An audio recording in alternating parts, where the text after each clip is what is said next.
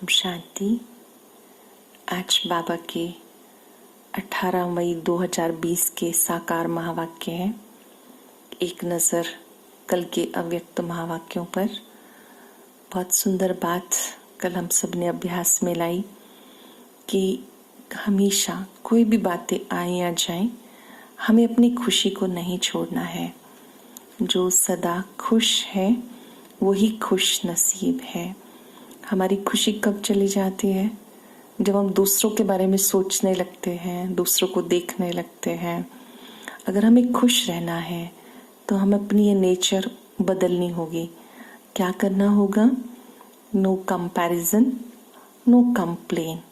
जो हमें प्राप्त हुआ उन प्राप्तियों का चिंतन करना होगा। लिस्ट बनाओ, मुझे प्रभु से क्या क्या मिला है। एक एक प्राप्ति को याद करके आप उन्हें थैंक्स देंगे तो आपकी आंतरिक खुशी बढ़ेगी। और एक बहुत इम्पोर्टेंट चीज़ कि अगर आपको सदा खुश रहना है तो खुशियों के सागर का साथ नहीं छोड़ना, उसको हमेशा यूज़ करना। हर बात उसके साथ शेयर करो, देखो वो आपकी कितनी मदद करता है। हम हमेशा दो भुजाओं वालों को याद करते हैं, कभी किसी व्यक्ति को, कभी किसी को, लेकिन हर बात हम बाबा से शेयर करेंगे तो चिंतन में जब आपने बाबा को सुनाया तो बाबा आपको जवाब देंगे कि आप हल्के हो जाएंगे। बाबा को बताकर आप बहुत लाइट हो जाएंगे। खुशियों के सागर ने हमारा हाथ पकड़ा, हमें ज्ञान दिया। जब हम उसे यूज़ करेंगे तो हमारी खुशी को कोई छीन नहीं पाएगा।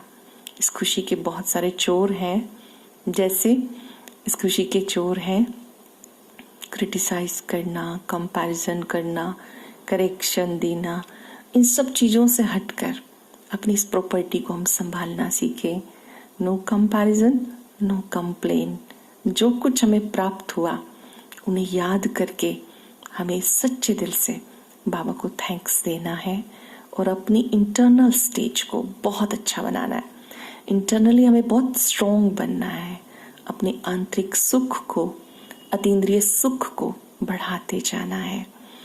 आज मंडे है, कुछ देर 2 घंटे ही सही थोड़ा सा मौन हम ज़रूर रखेंगे। मौन रखने से बहुत सारी प्राप्तियां होती हैं। और आज बाबा ने बहुत सुंदर बात कही कि बाबा ये बातें रोज रोज क्यों सुना रहे हैं, मुरली क्यों सुनाते हैं, हमें रोज रोज कब तक सुननी है। बाबा ने कहा ये बातें बाबा इसलिए सुनाते हैं क्योंकि बाबा आप रूहों का, आत्माओं का श्रृंगार कर रहे हैं और आपको बाबा लेके जाएंगे विष्णुपुरी में। पहली बात तो यहाँ पर भी हम लोग बहुत खुशी का अनुभव करते हैं। भविष्य से पहले वर्तमान हमारा कितना अच्छा बन जाता है जब हम ज्ञान की बातें सुनते हैं। और विष्णुपुरी स्वर्ग को कहा जाता है। तो बाबा ने कहा कि वहां पे चलना है तो इन ज्ञान रत्नों से अच्छे से श्रृंगारित रहना है। मतलब इनका चिंतन करना है, मनन करना है और स्वरूप बनना है। और साथ साथ बीती बातों को फुल स्टॉप लगा देना है। अब बीती बातों को फुल स्टॉप लगाने के लिए बहुत ताकत चाहिए। किसी का फुल स्टॉप लगता है 1 साल में, किसी का 6 मास में, किसी का 1 मास में, किसी का 3 दिन में, किसी का 1 दिन में। लेकिन धीरे धीरे जैसे जैसे आपकी योग शक्ति बढ़ती जाएगी आप बातों को जल्दी छोड़ देंगे। और वो कब छूटेंगी, ध्यान देंगे हम इस बात पर। बातें तब छूट पाएंगी जब आप उनसे शिक्षा ग्रहण कर लेंगे। कोई पास्ट अच्छा भी है, पास्ट की बातें जहाँ हमने कोई शिक्षा प्राप्त की, किसी से हमें कुछ सीखने को मिला, भले ही वो पास्ट की बात है तो वो अच्छी बात है। लेकिन जो दुखदायी पास्ट है उसको हमें फुल स्टॉप लगा देना है। और उसके लिए चाहिए योग बल और बाबा का साथ। जब आप पाठ सीख लेंगे उस बात से तो उस पास्ट को पास्ट करना सहज हो जाएगा। बाबा ने कहा मीठे बच्चे, तुम फिर से अपने ठिकाने पर पहुंच गए हो। बाबा के पास आए हो, बाबा को पहचाना है तो अपने ठिकाने पे पहुंच गए हो। तुमने बाप द्वारा रचता और रचना को जान लिया है तो खुशी में रोमांच खड़े हो जाने चाहिए। बाबा के द्वारा बाबा को भी जाना, सृष्टि चक्र को भी जाना, तो अब खुशी में रोमांच खड़े हो जाने चाहिए। क्वेश्चन है, इस समय बाबा तुम बच्चों का श्रृंगार क्यों कर रहे हैं?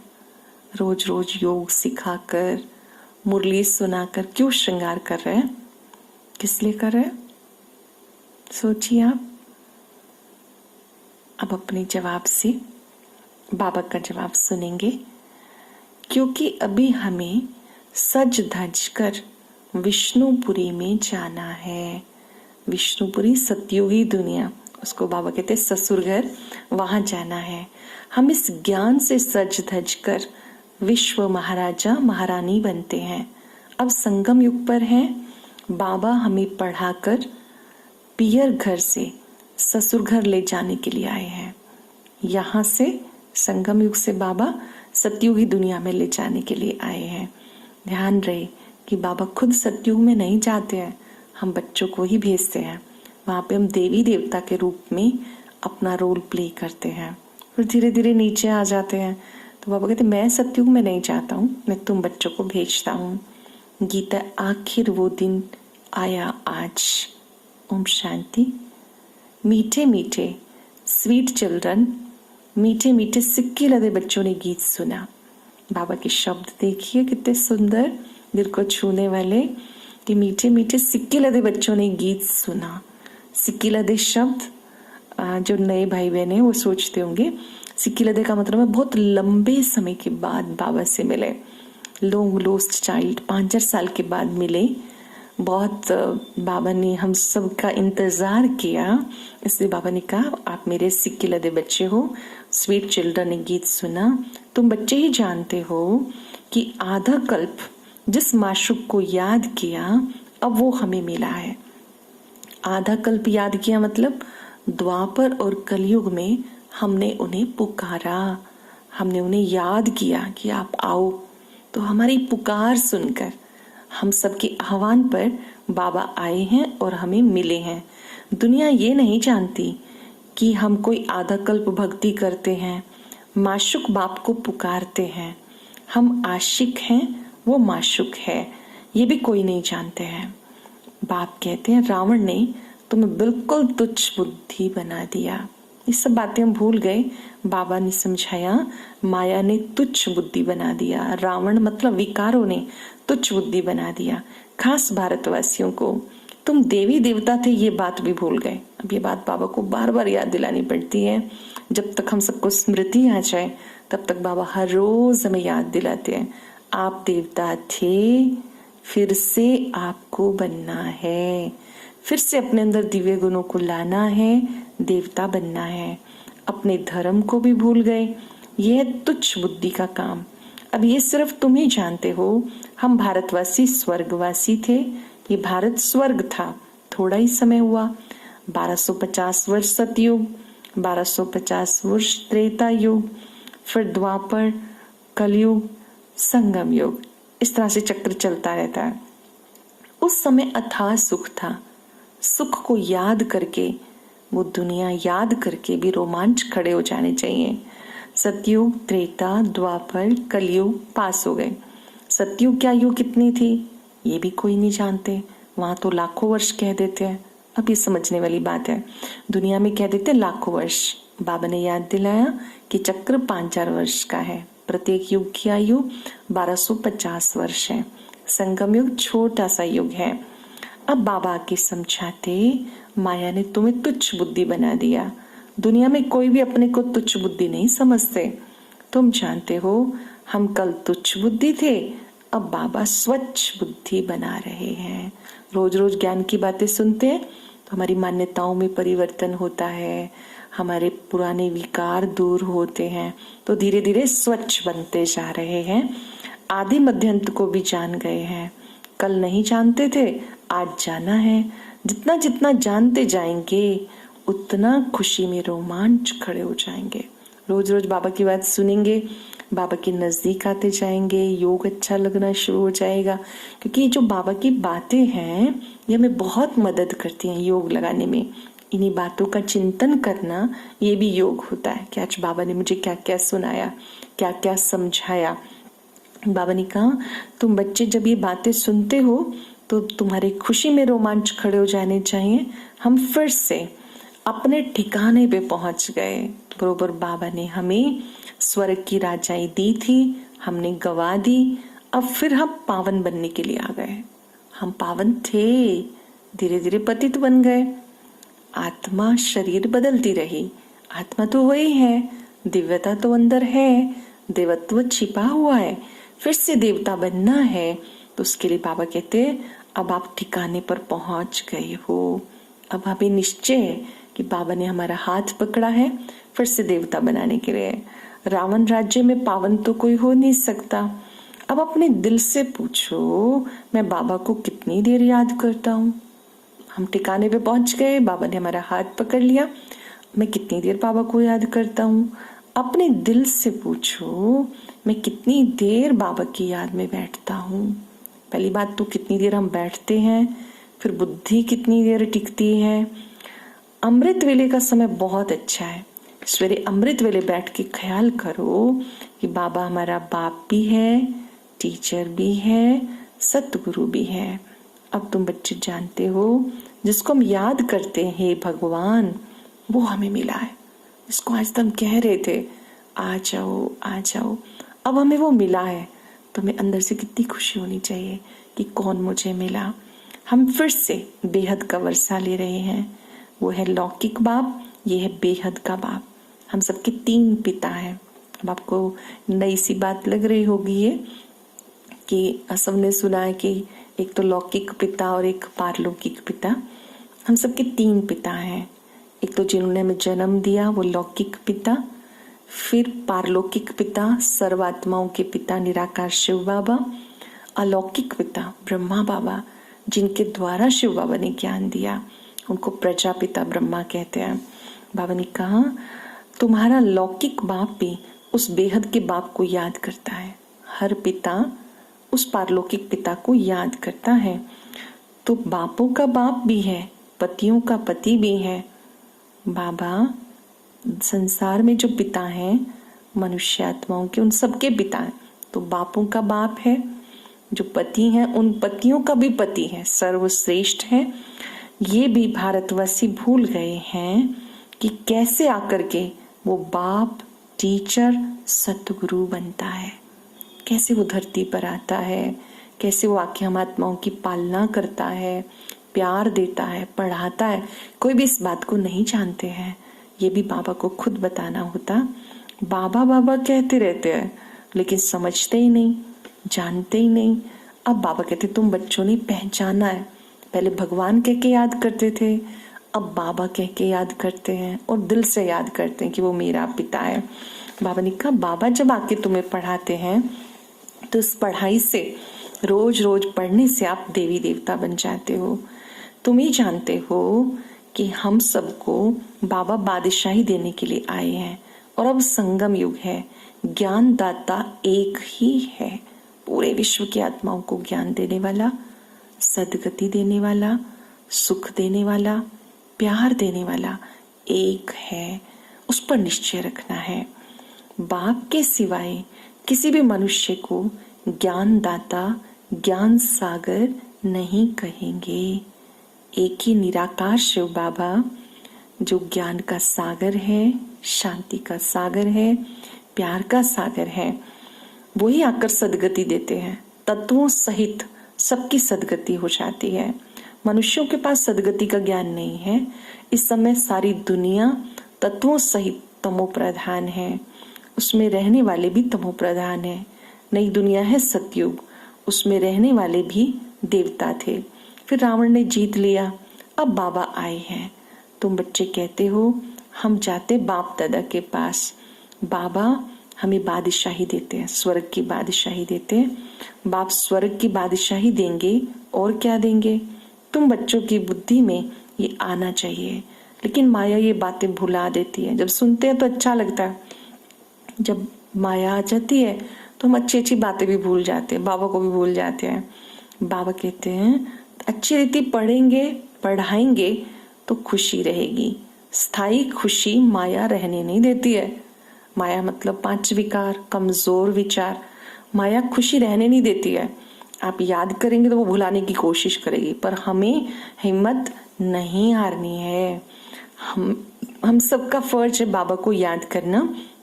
गाया जाता सेकंड में जीवन मुक्ति, 1 सेकंड में जीवन मुक्ति। देखिए, जीवन मुक्ति स्वर्ग को कहते हैं। जैसे राजा के पास बच्चा जन्म लेता है तो सब कहते हैं राजकुमार आ गया, वो गद्दी पर तो बड़ा होके ही बैठेगा, लेकिन पहले से ही सबको मालूम है कि भविष्य गद्दी इसको मिलनी है। तो ऐसे हम सब जब बाबा के बच्चे बनते हैं तो निश्चय होने में तो 1 सेकंड लगता है, बाकी पुरुषार्थ में वक्त लग जाता है। बाबा कहते हैं पहचानना इस समय ही होता है। बाबा को हम एक ही बार पहचानते हैं, वो सभी आत्माओं का बाप है और सब आत्माओं को घर ले जाने के लिए आए हैं। इस समय बाप पढ़ाने के लिए आते हैं। सब तो मिल नहीं सकते, सब पढ़ भी नहीं सकते। कोटों में कोई, कोई में भी कोई, करोड़ों में से कोई विरली आत्माएं भगवान की मुरली सुनती हैं। करोड़ों में से कोई आत्माएं होती हैं जो बाबा की मुरली को जीवन में धारण करती हैं। श्रीमद् भगवद गीता में भी शब्द है ये कि मैं जब सृष्टि पर आता हूँ, कोटों में कोई, कोई में भी कोई मुझे पहचानते हैं। मूढ़मती लोग न जानने के कारण मुझे अपशब्द भी बोल देते हैं। तो ये वक्त है कि साधारण तन में आए हुए परमात्मा को पहचानना और उनसे योग लगाना। बाप कहते हैं तुम बच्चे शांति धाम, सुख धाम और दुख धाम इन्हें भी जानते हो। कलयुगी दुनिया क्या है? दुख धाम। जाना है हमें परम धाम पहले, फिर आएंगे नई दुनिया, उसको कहते हैं सुख धाम। कल्प कल्प तुम्हें ही राज्य लेना है। मैं तुम्हें सुख का रास्ता बताता हूँ। अनेक बार आया हूँ, आता रहूंगा, इसका एंड नहीं हो सकता। एक कल्प में एक बार बाबा आते ही हैं, आना ही है। बाबा कहते मैं जब आता हूँ तो मैं आकर आत्माओं का श्रृंगार करता हूँ। इस ड्रामा का कभी अंत ऐसे नहीं हो सकता, विनाश नहीं होता है पूरा। विनाश की बजाय नई दुनिया स्थापित हो जाती है और सर्कल रिपीट होता रहता है, सृष्टि चक्र फिरता रहता है। चक्र लगाकर तुम दुख धाम में आते हो, फिर मुझे आना होता है। अब तुम्हें स्मृति आई कि हमने ही 84 का चक्र लगाया। हम सब भूल गए हैं, बाबा को याद दिलाना पड़ता है। कई कहते याद रह जाना चाहिए। अगर सारी चीजें याद रहेंगी तो बहुत गड़बड़ हो जाएगी। कुछ बातों को भूल जाना अच्छा होता है। बाबा ने आकर के सारी चीजें हमें याद दिलाई, आप क्या थे, क्या बनना है।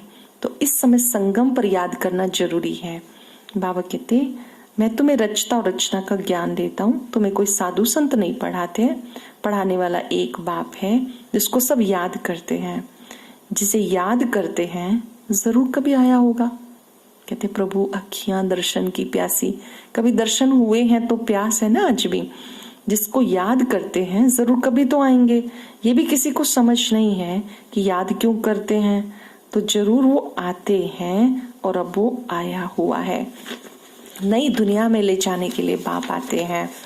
बाप कहते हैं मैं हूं निष्काम सेवाधारी।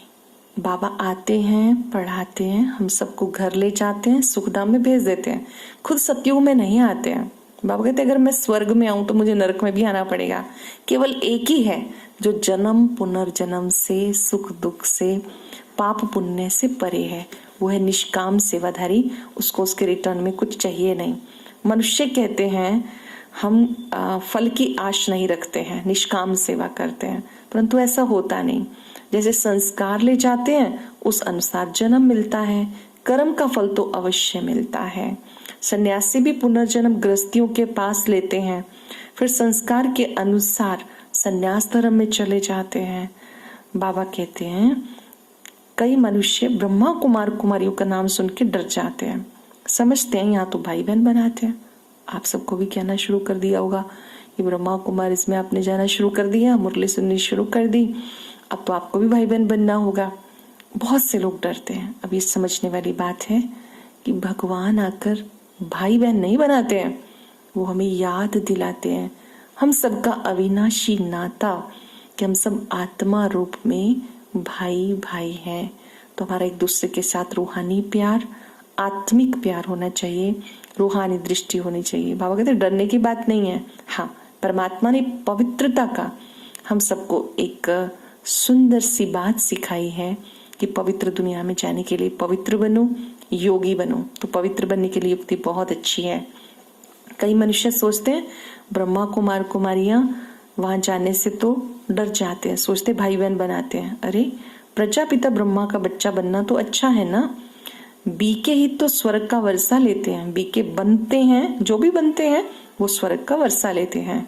अब तुम ले रहे हो, तुम बीके बने हो, दोनों ही कहते हैं हम बाबा के बच्चे हैं, भाई बहने हैं, भाई भाई हैं। शरीर का भान विकार की बांस निकल जाती है।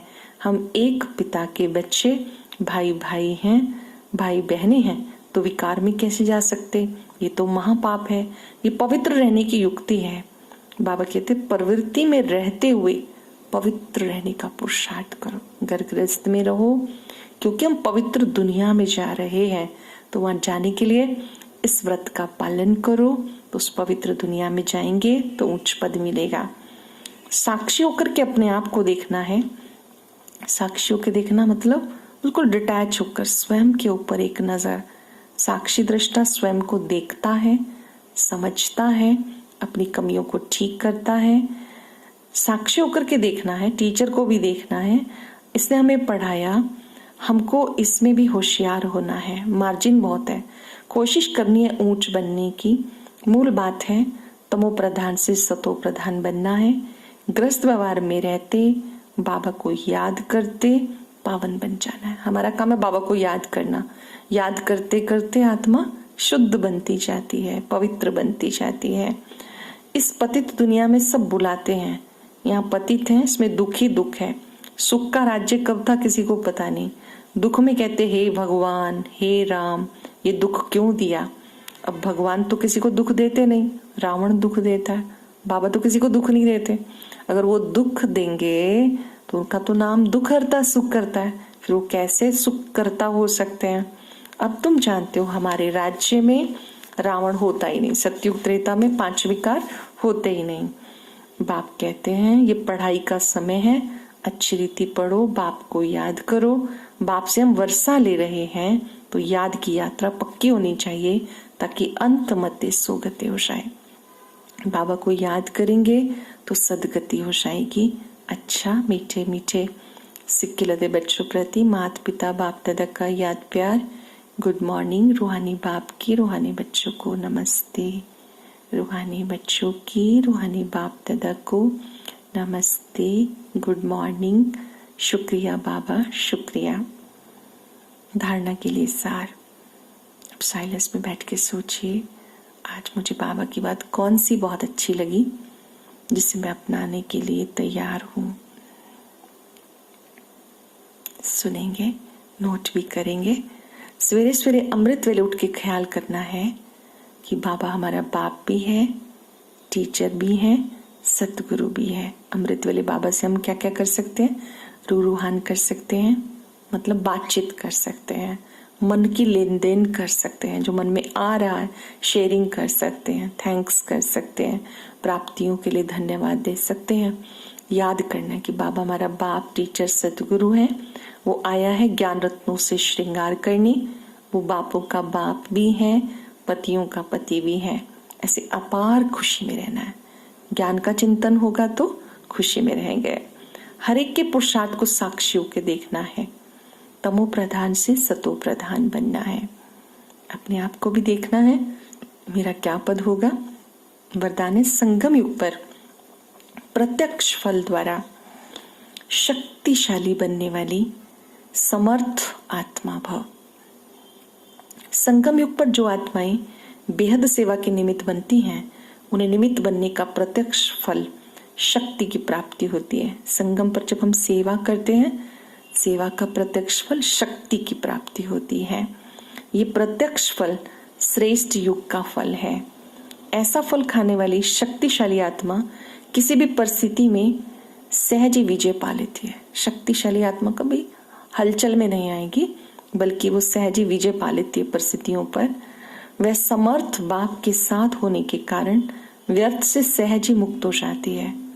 जहरीले सांप समान परिस्थिति पर भी उसकी विजय हो जाती है। जहरीले सांप समान परिस्थिति पर, बड़े से बड़ी परिस्थिति पर भी उनकी जीत हो जाती है, क्योंकि बाबा साथ है। इसलिए यादगार में दिखाते हैं श्री कृष्ण ने सर्प के सिर पर डांस किया। शास्त्रों में यादगार है कि उन्होंने सर्प पर भी डांस किया। ऐसे तो सर्प पे खड़े होकर करना मुश्किल है, ये सिंबॉलिक है, प्रतीकात्मक है कि बाबा की याद से जहरीले सांप जितनी परिस्थितियों पर भी आप विजयी बन जाएंगे, आपका मन सदा प्रसन्न रहेगा। बहुत सुंदर स्लोगन है। पास विद ऑनर बनकर पास्ट को पास्ट करो, बाबा के पास रहो। जो बीत चुका, बीती बातों को फुल स्टॉप लगा दो। ये इम्पोर्टेंट बात है। जब तक पास्ट को फुल स्टॉप नहीं लगाया, वर्तमान का आनंद नहीं ले पाते। और उसके लिए बाबा के पास रहो, बाबा के साथ रहो। अभी 3 मिनट के लिए एकाग्र हो जाएंगे। मैं समर्थ आत्मा हूं, शक्तिशाली आत्मा हूं।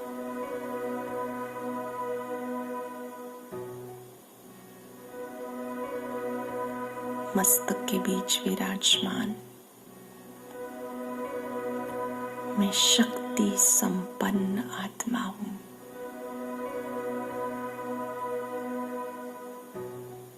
स्वयं सर्वशक्तिवान ने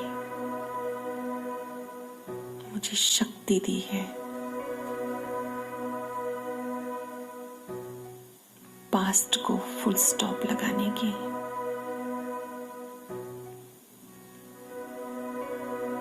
जो बीता उससे मैंने क्या सीखा,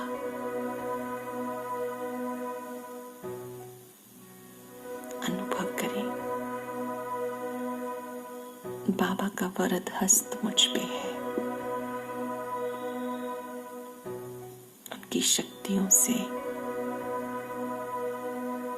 मेरी शक्ति बढ़ती जा रही है फुल स्टॉप लगाने की। जैसे आप सूर्य के सामने खड़े होते हैं, बाबा की शक्तियों को अपने में आता देखें। मैं शक्तिशाली आत्मा